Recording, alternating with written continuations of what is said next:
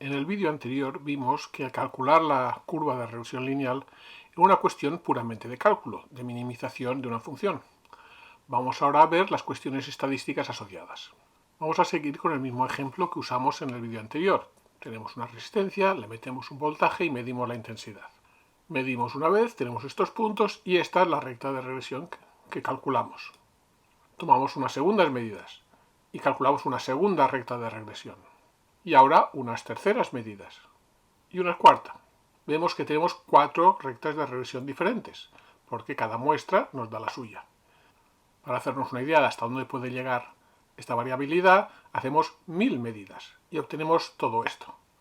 La recta vemos que tiene una incertidumbre en la pendiente, una incertidumbre en la ordenada en el origen.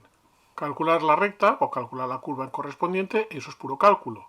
Pero saber qué podemos decir de toda la población a partir de lo que hemos obtenido de una sola muestra, eso es estadística. Pues vamos a entrar a ver la estadística de la regresión lineal. Hemos de imponer unas condiciones sobre los residuos. Uno es que son independientes. Cada residuo es independiente de los demás. Segundo es que los residuos siguen una distribución normal de media cero y de desviación típica sigma. Y lo tercero es que el valor de esta desviación típica es constante a lo largo de todo el rango de las medidas. Sobre las variables no ponemos ninguna condición, aunque los valores atípicos, como siempre, van a fastidiar. Esto lo vemos en este ejemplo. Los puntos negros dan lugar a la recta negra. Una sola medida fuera de lo normal, un valor atípico, que es el punto rojo, nos da lugar a una recta completamente diferente. Como siempre, el que se cumplan todas las condiciones no es muy normal. Entonces, ¿qué pasa si alguna no se cumple o se cumple dudosamente? Pues como una receta de cocina. Si hacemos exactamente lo que dice la receta, tendremos el plato.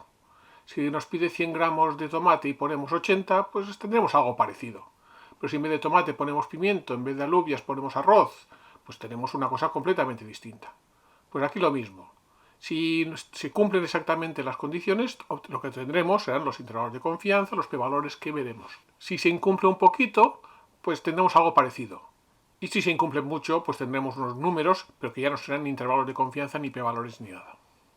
No vamos a entrar en cómo se calculan las características estadísticas de la regresión, sino que dejaremos que lo haga R y lo que veremos es cómo interpretar la salida de R. Si hacemos un summary sobre el resultado de una regresión lineal, tenemos una salida muy extensa, de la cual vemos una parte. La parte de los coeficientes. En Estimate tenemos el valor de la ordenada en el origen, 0,86, y el valor de la pendiente, 8,67. Eso ya lo habíamos visto en el vídeo anterior. Ahora nos vamos a fijar en el resto de la línea. Vemos que hay un error estándar, un valor de un estadístico t y una probabilidad de que sea mayor que el valor absoluto de t. Esto nos debería sonar a un t-test, y efectivamente es lo que tenemos. ¿Cuál es la hipótesis nula? Pues la hipótesis nula para cada uno de las líneas es que ese coeficiente es 0. Y la hipótesis alternativa es que ese coeficiente es distinto de 0. Por ejemplo, aquí vemos que en nuestra muestra la ordenada del origen era 0,86, pero con un p-valor de 0,89 y una hipótesis nula de que el coeficiente es 0, podría ser perfectamente que la ordenada del origen de la poblacional fuera 0.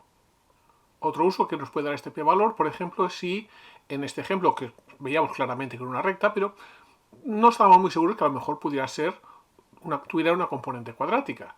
Si se la añadimos, vemos que el coeficiente de la componente cuadrática tiene un p-valor de 0,98, con lo cual sospechamos mucho que es 0 y por lo tanto vemos que es recta y no cuadrático.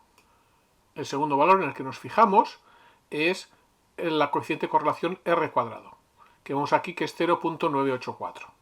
La interpretación de esto es que el 98% de la variación de la intensidad se puede explicar por la variación en el voltaje. Y por lo tanto tenemos un 1,5% que nos explica así y es debido, por ejemplo, en este caso, a error experimental. Y lo siguiente que nos fijamos es el p-valor este que sale al final, que de momento nos fijamos en que es exactamente el mismo que el de la pendiente. Veremos en un caso cuando no es igual qué es lo que significa. Si tenemos un t-test, también podemos calcular intervalos de confianza y tenemos todo lo necesario para hacerlo. El error estándar, el valor t, los números de grados de libertad, que lo vemos un poco más abajo, que hay 8 en este caso, pero en vez de calcularlo nosotros, lo más fácil es dejar que lo haga R.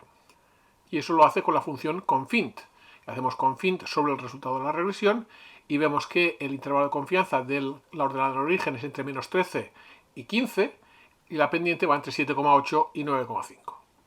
Si usamos la pendiente para calcular la resistencia, pues podemos tener el intervalo de confianza en la resistencia que tenemos en nuestro circuito.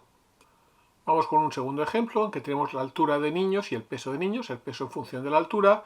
Esto está mucho más disperso porque no tenemos una ley física como teníamos en el caso de la resistencia, sino que en el peso tenemos la altura y la edad y la constitución y muchas otras cosas. Y vemos que la recta de regresión es esta que hemos calculado y que no estamos ni siquiera muy seguros de que sea una recta. Sobre todo lo que nos interesa en este caso es el coeficiente de correlación R cuadrado, que vemos que es 0,43. Eso quiere decir que la variación de la altura solo explica el 43% de la variación de peso. La variación de peso viene dada por otros componentes mucho más importantes que la altura, al menos en conjunto, y por lo tanto la altura no nos sirve como un buen predictor del peso, al menos si nuestro modelo es una recta. Si lo hacemos con una recta más una componente cuadrática, tenemos esta curva de aquí que tiene una pinta un poco mejor, pero vamos a ver si es cierto. Vemos que todos los coeficientes tienen un p-valor pequeño, por lo tanto hay una componente cuadrática, pero el r cuadrado nos da 0,526, es decir, ni con la componente cuadrática la altura es una buena explicación de lo que pasa con el peso. La edad, la constitución, la alimentación, etc. explican al menos tanto como el peso, con lo cual usar la altura como predictor del peso no parece que sea una cosa muy útil. Vemos también que aquí el p-valor es diferente que los p-valores de los coeficientes y es menor. Y esto nos da una idea de qué es lo que mide este p-valor. La hipótesis nula, en este caso, es que ambos coeficientes son 0. Y la alternativa que hay algún coeficiente que no es 0. No es el caso aquí, pero podría pasar que todos los coeficientes tuviesen un p-valor relativamente alto y entonces este p-valor del final es el que nos dice si podemos considerar que no hay correlación entre las variables, altura y peso en este caso, o si lo hay, aunque todos los coeficientes, cualquiera de ellos pudiera ser 0. En resumen, si los residuos cumplen que son independientes y que se conforman a una normal de media 0 y de desviación típica sigma, puedo calcular intervalos de confianza, p-valores de los coeficientes de la curva en concreto y también el coeficiente de correlación R cuadrado. Todo junto me da una idea más clara de lo que yo puedo deducir de la curva que he obtenido de la regresión lineal. Saber si se cumplen estas condiciones no es trivial y a eso le vamos a dedicar el siguiente vídeo.